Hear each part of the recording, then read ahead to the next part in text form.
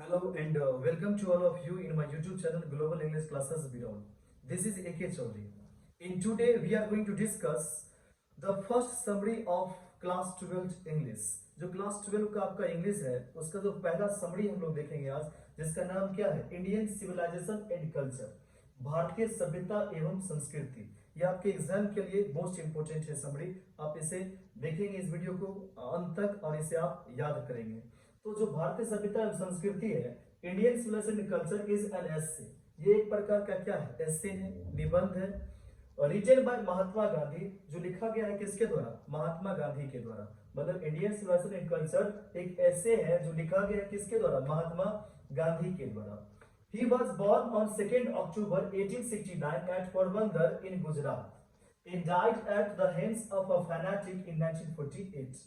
उनका जन्म हुआ था 2 अक्टूबर 1869 को, 2 अक्टूबर 1869 को जन्म हुआ था महात्मा गांधी का।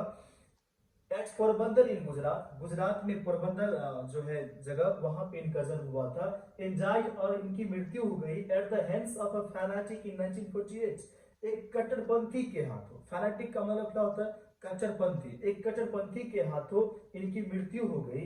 कब, 1948 में। He was more a spiritual leader than a politician.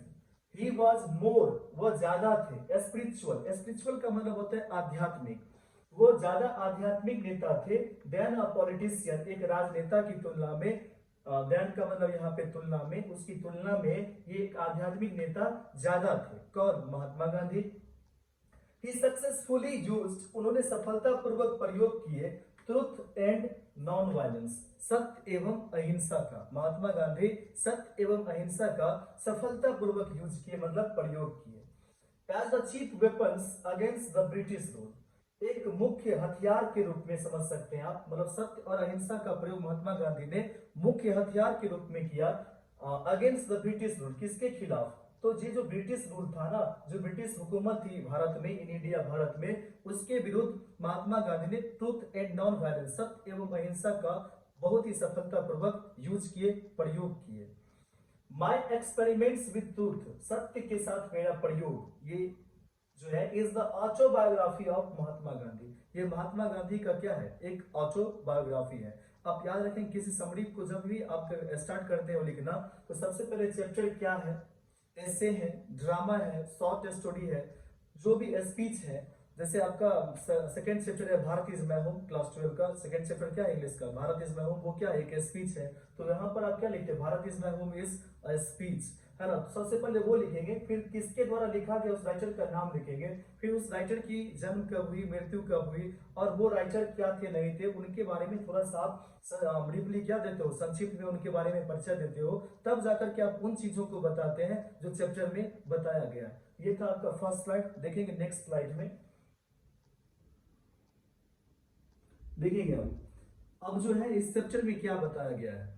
In this extract, इस उदाहरण में, ये जो है ना इंडियन सिविलाइजेशन एंड कल्चर, इस उदाहरण में, मतलब इस एस्से में, महात्मा गांधी सेज दैट, महात्मा गांधी कहते हैं कि ही हैज बिलीव, उनके पास विश्वास है, उनका विश्वास है, मतलब महात्मा गांधी का इन बात पे विश्वास है, that the civilization India has evolve, कि जो सभ्यता भारत ने विकास किया है, is not to be beaten in the world, जो सभ्यता का विकास भारत ने किया है, is not to be beaten in the world, उसे पराजित नहीं किया जा सकता है, वो पराजित होने वाला नहीं है। कहां, इन द वर्ल्ड, दुनिया में। मतलब जिस सभ्यता का विकास भारत ने किया है, उस सभ्यता जो है ना, वो सभ्यता वो पराजित होने वाला नहीं है दुनिया में।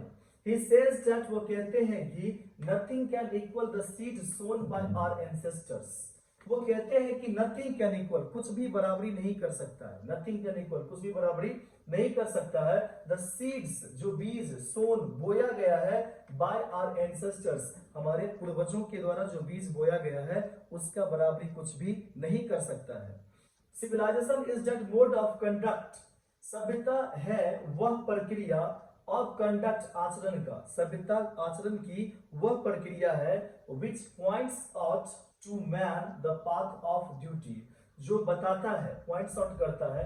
यहाँ पे विच वर्ड का यूज किए हैं, विच का मतलब भी जो होता है और हु का मतलब भी जो होता है, लेकिन विच वर्ड तब आता है जब आप रिलेटिव प्रोनाउन के रूप में किसी नॉन लिविंग थिंग्स को बता रहे हैं, और हु का यूज तब करते हैं जब आप रिलेटिव प्रोनाउन के रूप में किसी लिविंग थिंग्स के बारे में बात कर रहे हैं। यहाँ पे हु का यूज किया गया है क्योंकि कंडक्ट के बारे में विच, यहाँ पे कंडक्ट के लिए वर्ड आया है विच, मतलब आचरण की वह प्रक्रिया है सभ्यता जो पॉइंट्स और जो बताता है to man the path of duty, जो आदमी को क्या बताता है, कर्तव्य की राह को बताता है। मतलब सभ्यता वो प्रक्रिया है किसकी, आचरण की, जो मनुष्य को, आदमी को क्या बताता है, कर्तव्य की राह को बताता है।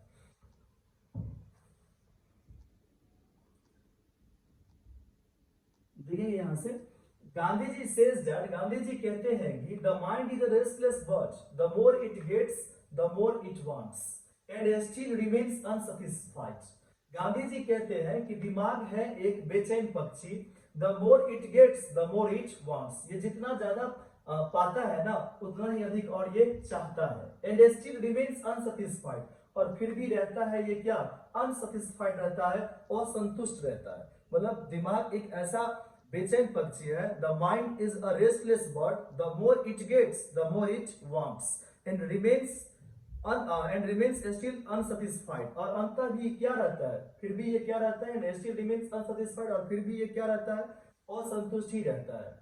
ही फोरबिड्स अस, वो मना करते हैं हम लोगों को, गांधी जी मना करते हैं किसको, हम लोगों को, to live in the city, शहर में रहने से गांधी जी हम लोगों को मना करते हैं, because there would be gangs of thieves and robbers who loot us, क्योंकि वहां मतलब शहर में जो है वो चोरों का गैंग्स होता है, एंड रॉबर्स और डकैतों का, हु लूट अस, जो हम लोगों को लूटता है। He says that, वो कहते हैं कि we should not adopt Western civilization because modern civilization is the worship of materials that make us lazy। वो कहते हैं कि we should not adopt, हम लोगों को नहीं अपनाना चाहिए वेस्टर्न सिविलाइजेशन, पश्चिमी सभ्यता को, because modern civilization is the worship of materials, क्योंकि जो मॉडर्न सिविलाइजेशन है ना वो पूजा है, वर्शिप है किस चीज का, मेटेरियल्स का, भौतिक जो चीजें हैं, आजकल की जो चीजें हैं materials, that make us lazy, जो हम लोग को क्या बना देता है, लेजी बना देता है, आलसी बना देता है। इट मींस ये हुआ जैसे वेस्टर्न सिविलाइजेशन बहुत सारे मशीनरीज का आविष्कार किया है, इन्वेंशन किया है, तो जैसे ही आप उस चीज पर डिपेंड हो जाते हैं ना, तो फिर वो चीज यदि आपके पास नहीं हो तो फिर आप कोई काम करने के लायक नहीं होते हैं। तो यही बताते हैं कि उस सभ्यता को हम लोग को नहीं अपनाना चाहिए क्योंकि वो हम लोग को क्या करता है, लेजी बना देता है। एट लास्ट, और अंत कहते हैं, he says, वो कहते हैं that European civilization is no doubt suited for the Europeans, Europe की जो सभ्यता है ना, is no doubt, बेशक, no doubt का मतलब बेशक, जिस पर कोई संदेह ना किया जा सके, is no doubt suited for the Europeans, जो यूरोपियंस के लिए सूट करता है। मतलब यूरोप की जो भी सभ्यता है, पश्चिमी जो भी सभ्यता है, वो वहां के लोगों को बेशक सूट करता है, but it will mean ruin for India if we endeavor to copy it। It means, लेकिन इसका मतलब ये होगा, बट इट विल मीन, इसका मतलब होगा रुइन फॉर इंडिया, भारत के लिए बर्बादी होगा। कब, if we endeavour to copy it, यदि हम लोग कोशिश करते हैं इसे नकल करने की। मतलब वहां की जो सभ्यता है नो डाउट वहां के लोगों को सूट करता है, लेकिन यदि हम लोग उस सभ्यता को यदि हम लोग कॉपी करें, नकल करें, तो ये हम लोग के लिए क्या होगा, बर्बादी होगा। ये था आपका summary class 12 first chapter Indian civilization and culture. इसको आप लोग बार बार देखेंगे, याद कर लेंगे, ये आपके एग्जाम में मोस्ट इंपोर्टेंट है। Thank you so much for watching this video.